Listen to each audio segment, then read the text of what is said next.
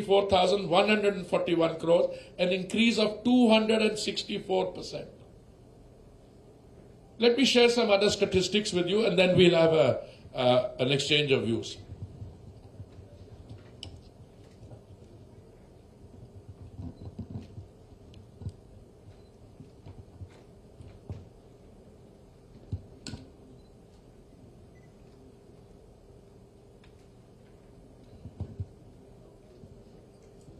Any state which places a premium on development will obviously require funds. And if you have a chief minister like Shri Chandrababu Naidu, then that foot will be on the accelerator for development even more. I want to share with you the figures from 2020, 21, 21, 22, 22, 23, and 23, 24. And then 24, 25 till 12th January 2025. There is a scheme under special assistance to state for capital investment. Okay? Under this scheme, special assistance is provided to the state government in the form of 50-year interest-free loans, whose interest costs are borne entirely by the center. Now this is very interesting.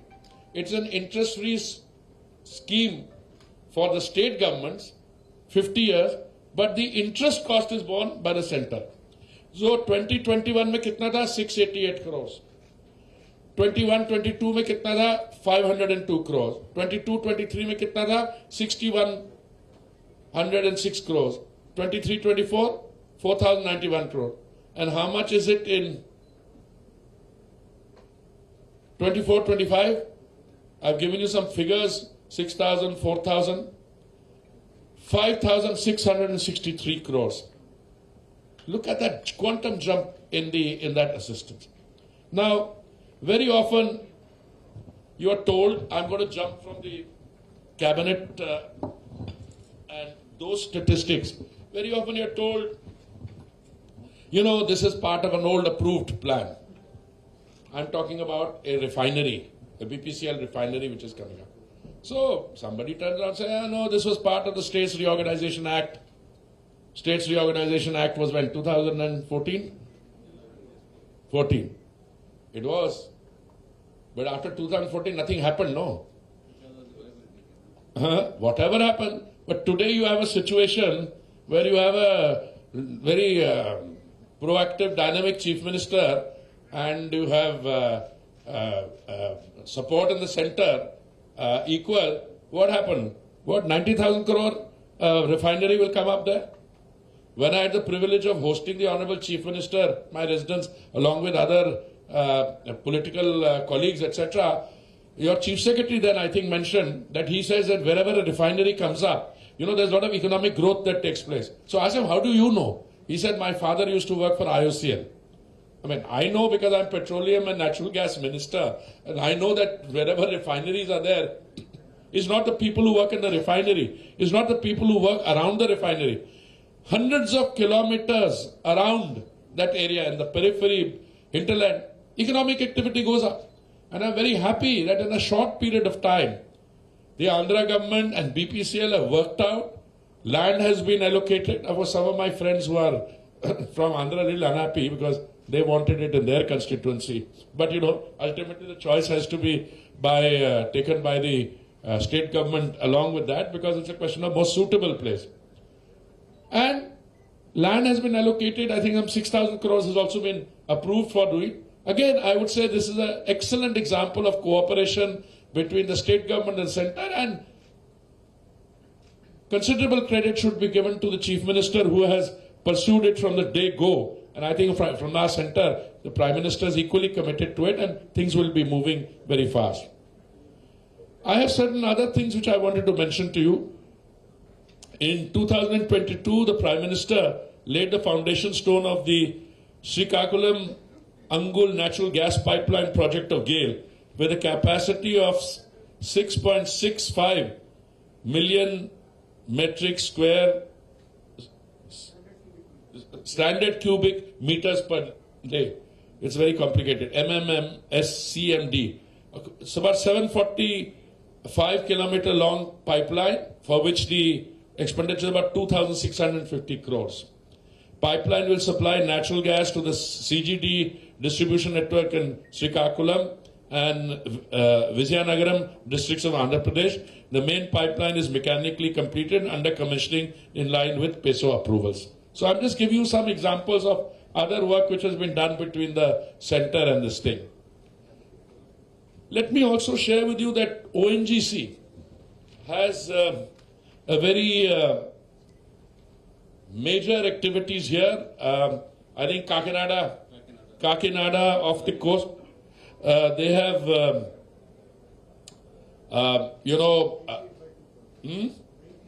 98 by 2 field, and I'm very happy to share with you that either they've got or are going to get very soon a daily production of crude up to, I think, 45,000 barrels a day. 45,000 barrels a day is a good quantity. And you know why? What I'm so happy about, that these projects are all of a kind which draws cooperation between the center and the state. I don't want to criticize any other state sitting there, but I have a situation where in another state, ONGC has spent 10,000 crores.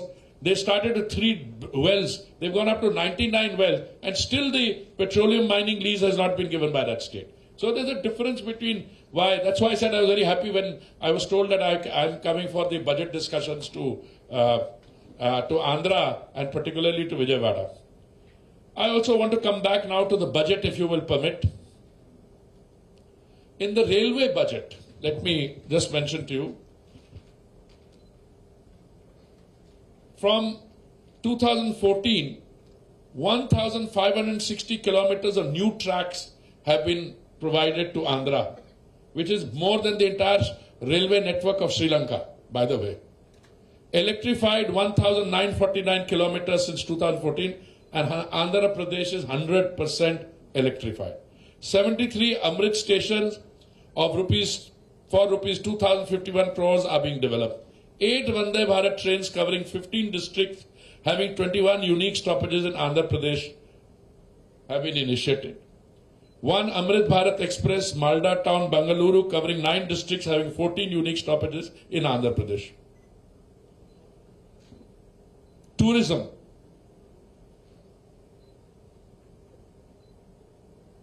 I first want to give you some overall railway budget average figures. I think I skipped those. Annual average in the years 2009 to 14, Andhra Pradesh plus Telangana, the figure was 886 crores. Today, in 25-26, it is 9,417 crores, 11 times increase. 11 times increase. Tourism, 125 crores sanctioned for development of Amaravati town, Sri Sailam temple and Sri Varaha Lakshmi Narasimha Swami Vari Devasthanam under Prasad scheme. Some projects announced by the Honorable Prime Minister in recent times. 16 January 2025, last month, Union Cabinet approved the establishment of the 3rd launch pad at the Satish Dhawan Space Center of ISRO at Sri Harikota, Andhra Pradesh, which envisages the establishment of the launch infrastructure for the next generation launch vehicles. Total fund requirement 3,984.86 crores. On 8th January 2025, again a month ago, PM inaugurated and laid the foundation stone of projects worth over rupees 2 lakh crores at Visakhapatnam. On 29th October 2024, as part of Dhanvantari Jayanti program, PM inaugurated and laid the foundation stone of projects. Inaugurated facility and service extension, launched drone service at AIMS in Mangaladagiri. Inaugurated projects at Kakinada under production linked incentive PLI scheme for medical devices. Laid the foundation stone for ESI hospital at Achutapuram. In January 24, PM inaugurated new campus of National Academy of Customs, Indirect Taxes, Narcotics at Palasamudram, Sri Satya Sai district, Andhra Pradesh. I have said many more such things. I am going to skip these. We will make the details available. We'll be very happy to share them with you. An annual budget is a very good indicator of the sense of direction in an economy.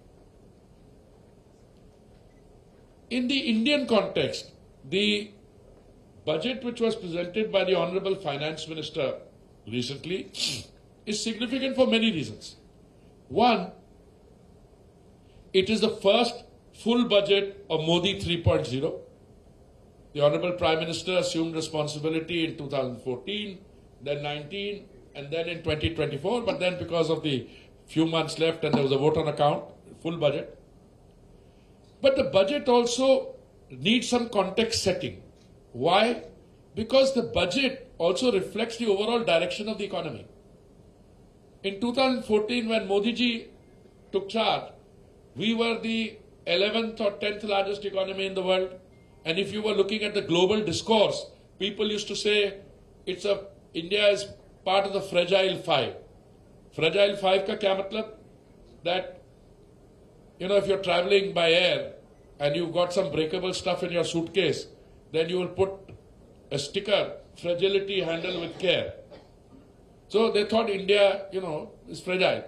Today, you moved from being the 10th largest economy to being the 5th largest economy. Very soon, according to the International Monetary Fund, we will move from being a 5th largest to the 4th largest economy, because the two economies which are slightly ahead of us, we're a $4 trillion US dollar economy. The two economies ahead of us are 4.1 and 4.3 trillion.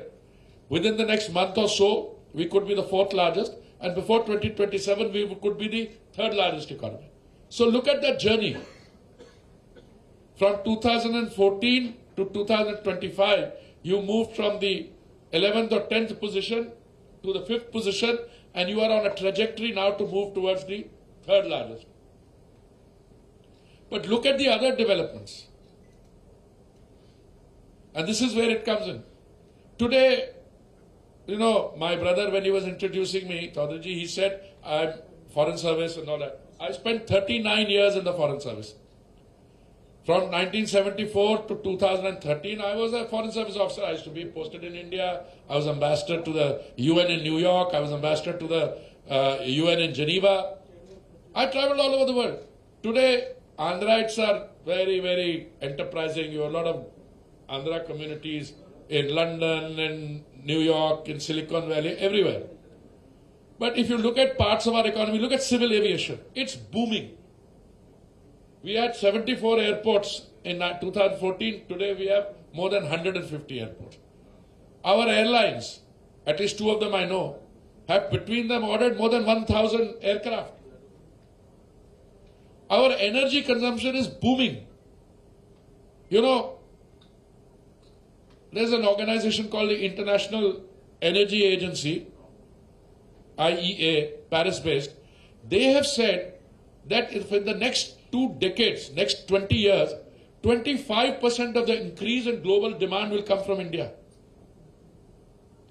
3.5 years ago, when Modi ji appointed me to this ministry, earlier I was 7 years, I was Housing and Urban Affairs Minister. I've done civil aviation, commerce and industry also. But our daily consumption of crude oil was 5 million metric tons per day. Today, after 3.5 years, that 5 million has already gone up to 5.5 million metric tons per annum. If the global average consumption, million barrels a day, my slip. 5 million barrels a day in 3.5 years ago to 5.5 million barrels a day now. Our refining capacity has gone up to 270 million metric tons per annum. It's going to be 310-20, and we're already having a debate, are we going to 400 or 450 million metric tons per annum? We are already the world's 4th largest refiner. Why am I telling you this? For the simple reason that if you look at any country's energy consumption, it is a pretty good indicator of whether the economy is doing well or not. In other words, if the energy consumption is low, you can be sure that there are stress points in the economy. In our neighborhood, country to the west of India, I will not name it, they have to put off the electricity at 8 o'clock because they don't have energy. Some other countries in our neighborhood, we had to bail them out, literally by giving them grants. But India is a very different story. Let me give you the example of biofuel blending. When Modi ji took over, it was 1.4%. We had a target of 10% blending by November 22. We did it 5 months in advance. We did it by May 2022. We had a target of 20% blending by 2026. We are already completed it now. This month, I think our blending is 19.6%. We're almost at 20%. Now we'll have to consider how much further to take it. And we have to take the other parts of the ecosystem with us. If there is economic activity, you will need energy. The number of electric vehicles coming on the market, that's a good sign. The number of flex fuel vehicles coming on the market, it's a good sign. CBG, good sign. But if you look at what is happening in individual states, I'm very encouraged. Not only by what's happening in Andhra Pradesh, but other parts. But I'm going to conclude because I think you might want to have questions and I might benefit from that. We used to be often hearing that the middle class, which is the backbone of the economy, a lot of people work, hardworking people. I suspect most of us sitting here would be middle class. I don't know about these two gentlemen sitting next to me, but I'm certainly middle class. But most of us, I think, all of you youngsters are also middle class, that the middle class gets shortchanged. And I think through a brilliant, very far-sighted move, we raised the limit, exemption limit from 7 lakhs to 12 lakhs. And if you add the exemption, it gets to 12 lakhs, 65,000. And suddenly, the overall mood on that point changed. Now, I am coming to that, brother. Brother, it's not only that. In a good middle class family benefits from education. When they benefit from education and a wife and husband are my age, then you will have children also in the same. So absolutely is correct. Absolutely is correct. If there are 2 earning members or 3 earning members in the family, the exemption is 25 lakhs or 36 lakhs, or depending on the number of earning people. But it acts both as an encouragement for those who pay taxes. It also brings more money into circulation. It generates economic activity, and I think Nirmala ji's decision under the guidance of the Honorable Prime Minister has been very widely welcomed, this middle class part. There are many other things in the budget. I think you all are probably as well informed. But if there's something you want to do that, because I think I had intended to speak for less time, but I have, in the company of my friends, I moved from being a civil servant to a politician. And any politician you give a mic to, he will go on speaking. So, now I'm okay. Okay, done. So thank you very much. I'm happy to take questions on.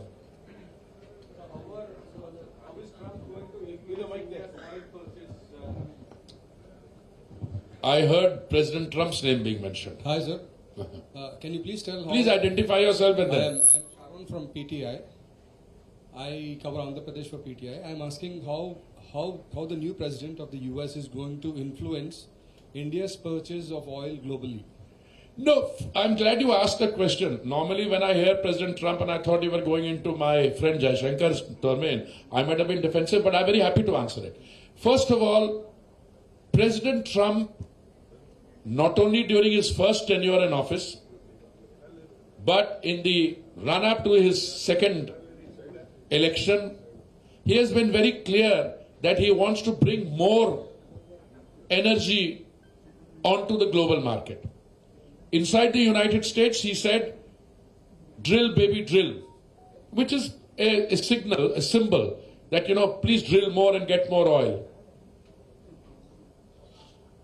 He has been on record to say that he wants to bring international oil prices down. I put what President Trump is saying on one side. Let me give you my little contribution. There has never been any shortage of energy in the global market. When I became Petroleum and Natural Gas Minister 3.5 years ago, the total amount of crude oil that was being put on the global market was 102 million barrels a day. OPEC, which is a producers grouping, they reduced it from 102 million barrels a day to about 97, brought it down by 5 million. Now, if you discuss it with OPEC, they will turn around and say, we don't discuss price. But if you discuss quantity, quantity will immediately impact on price. Today, there is more oil coming on the global market than ever before. And also, interestingly, it's coming on the global market from the Western Hemisphere. Brazil used to produce 3 million barrels of crude in a day. They have started producing another 140, 150,000 barrels. So from 3 million barrels, it goes to 3.15 etc. More oil coming, lots of it, from Guyana, Suriname, Canada. The United States is the world's largest producer of crude, 13 million barrels a day. I think they're going to produce 1.6 million barrels. I was in Gastech just in the run-up to the US elections. And at that point of time, the previous US administration had put their finger on the pause button for new contracts. New contract, not for the old one, they were going. And it was very clear even then that that was done in the run-up to the elections and that in effect after the election, this pause button would be lifted. And it has been lifted. We have had contacts now with the new administration. The Honorable Prime Minister was there. He's had a very successful round of discussions with President Trump. I've been in touch with the US new Energy Secretary. So by all accounts, I think we are moving to deepening Indo-US relationship on energy. By the way, we already buy something like 15 billion or 20 billion sometime worth of energy from the US. We buy energy from a lot of countries in the world. I think 39 countries, now 40 countries if you add Argentina. So energy situation globally, I think, will improve. More energy will come in. Hopefully that will have an effect of bringing prices down. And when you have energy available in sufficient quantity at lower prices, it also helps you deal with inflation. Sir, as you shared about PM's visit to... Can I just... Yeah. Sure. Will Trump allow India to buy oil from Iran? How much oil are I they buying from know, Iran? first of all, I will not get into who allows what. Let's leave that aside. Point is, there's enough oil in the world. I mean, if US produces another 1.5 million barrels, if Western Hemisphere is producing more, and even those who have done production cutbacks will have to ask themselves. So I don't think that we should go to who allows what. Venezuela was earlier a no-go. Now there is I think, easing of situation between US and Venezuela. I think more Venezuelan oil will come on the market also. How successful has been India in de-dollarizing its oil purchases? In doing what? De-dollarizing its oil purchases. De-dollarization is not an objective at all. By most of those transactions are in dollars and always have been. We had one transaction in rupees. I think it's a very small one. No, but that's a good thing for our economy, right? No, it's a very good thing. It's a body. It needs two to tango. With the payment system in the neighborhood, etc. All that will go. But your objective is to get enough oil, get it at cheaper prices for your economy. That's the objective. Yeah. So when can we expect? When can we expect the government to reduce oil prices? No, hold on. We have the lowest oil prices in the world. No, we don't have. No, hold on. Let me just. The government is unduly benefiting from. No. I'm sorry. Already. If you want to have a seminar, be my guest. I'm going to give you a seminar. The rest of you forget. India is the only country in the world where for the last 3 years, within the last 3 years, petrol prices have come down. Petrol and diesel prices have come down. And they have come down because, let me explain, because the central government has cut excise on 2 occasions, November 21 and May 2022, and one other occasion. And the BJP ruled states cut their VAT. Now, insofar as benefiting, governments don't benefit. First of all, governments don't import oil. It's a private sector players who import oil, number one, or the OMCs who import. And what does the government do with the revenue it collects? It feeds 80 crore people 3 meals of dry ration in a day. So please, when you want to have a seminar, I'm an old academic. I started my life in teaching in the Delhi University College, the best college. I spent 39 years. Please come to me. But let's stick to the facts, okay? Secondly, I'm now going to give you a small comparison on prices petrol per litre between Pakistan, Bangladesh, Sri Lanka, Nepal, USA, Italy, Spain, Germany, France, and India. And I will give you the percentage increases between February 22 and February 25. Increase in Pakistan 48%, Bangladesh 14.71%, Sri Lanka 36.98%, Nepal 16.22%, USA 14.21%, Italy 4.81%, Spain 4.22%, Germany 2.03%, 4.22% in France, India minus 0.67%. So both in relative and absolute term, our prices have come down. If your question is, and this is not good, I'm not saying this politically, can prices come down further? If your question is that, but don't tie it to government is benefiting. Governments don't benefit. Governments serve the people, number one. Number two, we give Ujjwala, okay, cylinder at 500 rupees. When Mr. Modi took over, the total number of LPG connections was 14 crores. Today we've got 33 crores. And you know, if one connection serves 4 people, then 33 into 4, the entire population is covered. Plus we are laying a gas pipeline. You know, the under recovery on gas earlier was 28,000 crores. So governments don't benefit. Governments lose money. We compensated the oil companies. Oil companies lost money. We compensated them 22,000 crores. Now I come to, this is on petrol. I'll give you a diesel and then we'll change the subject. I think PTI should be better informed. And I will send a note to your editor also to give these details if you like. Pakistan percentage, Pakistan 35.79%, Bangladesh 6.12%, Sri Lanka's 85.47%, Nepal 24.82%, USA 5.17%, Italy 6.87%, Spain 6.92%, Germany 6.12%, France 4.85%. India, increase in diesel 1.15%, which is the lowest amongst all the country. Okay, thank you. Next. Sir, Avinash Pujari from PTI. Again, PTI. Sir, question is different, sir. No, question is different. No, I will go somewhere else. Sir, this is important. No. Look, I have been doing press conferences for longer than you have been alive, yaar. I mean, how old are you? Come on. Let's not have a PTI. We can have a separate session. Come on. Now, we'll come to you later. Anyone else? Other? Yes, the lady here is. Sure, yeah.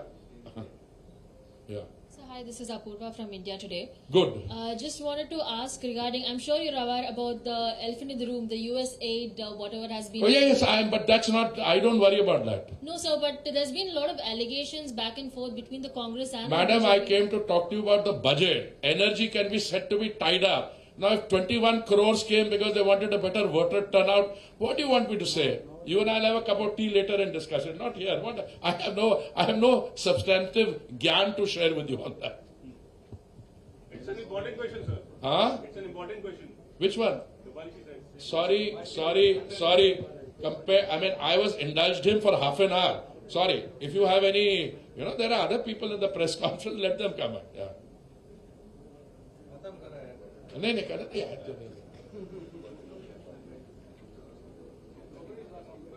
No, nobody is asking about it. There are others asking. Sir, One bit first here. Yes, sir. Sir, Identify yourself, sir. I am PV Krishna Rao, Bureau Chief, Hans India. For? Hans India. Sir, your double engine Sarkar, you are saying this BPCL refinery soon come into existence here in AP is going to boost economy. Can you give the share of economy development? No, I'll tell you something. Your question is a very interesting question. But different refineries have different characteristics. For instance, it's a size of the refinery. Then is the refinery only taking crude oil and producing petrol and diesel, or is it also producing petchem? This one, I think, is designed to produce petchem as well.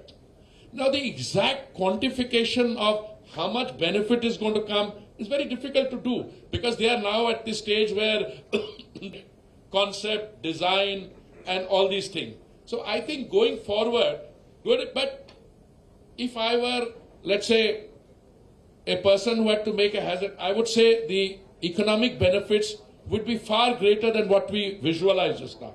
I gave you, that gentleman was the chief secretary then, I don't know what he was. So he was talking about what the impact of refineries are in areas where they come up in terms of economic employment, in roundabout areas. By the way, this is also true where you set up CBG plants, where you set up biofuel plants. This is normally the activity.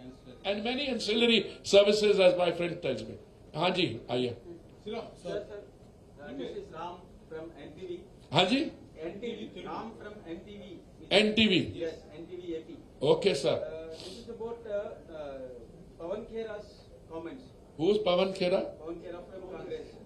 Okay. Yeah, he has commented on Modi, saying that in action, even US President Trump announced reciprocal tariffs on India during the bilateral meeting. Pawan Khera ko bolo to worry about things like US aid and you know, in the Pawan Khera's party there is a natural conflict taking place between artificial intelligence and natural stupidity. Did you hear what I said?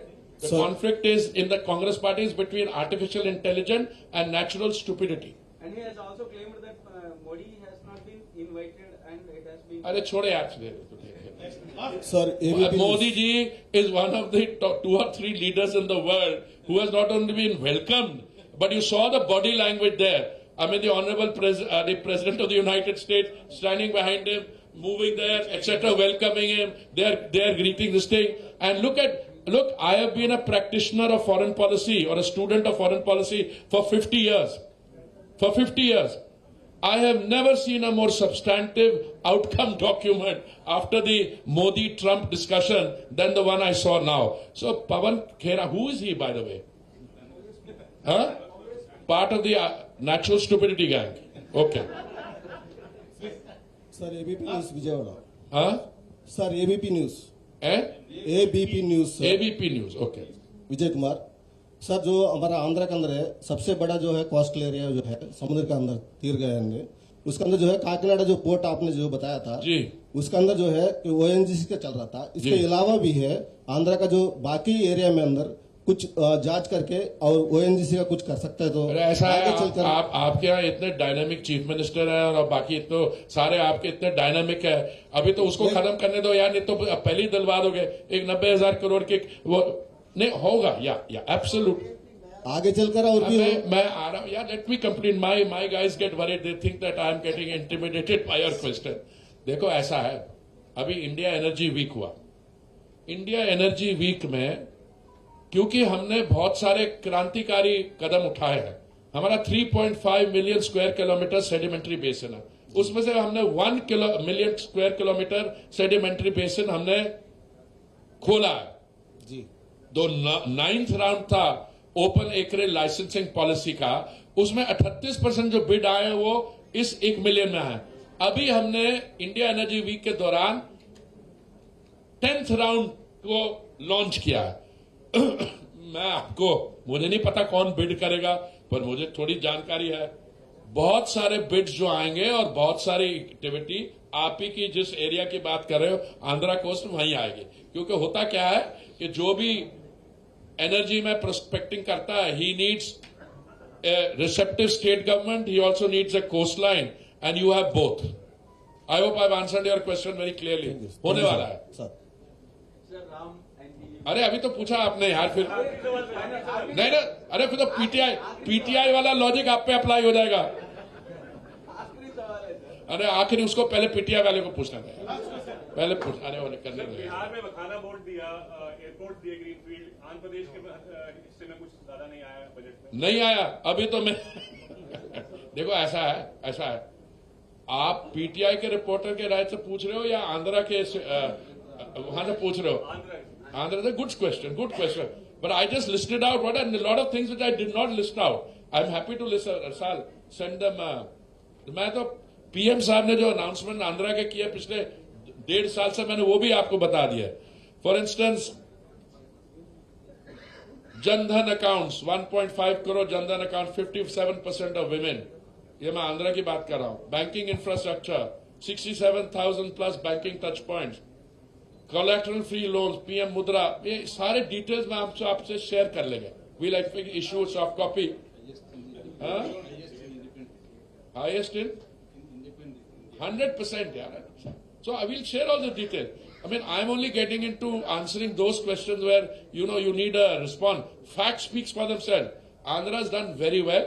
I'm not saying because of us. Center is also, look at the kind of loans, interest-free loans, it's gone up where, look at the grant and the other thing. And all these announcements, you know them better. You're only trying to get, and now we come back to NTV.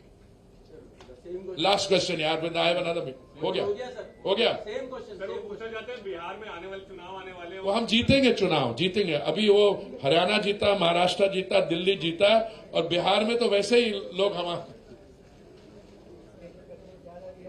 Thank you very much. Thank you.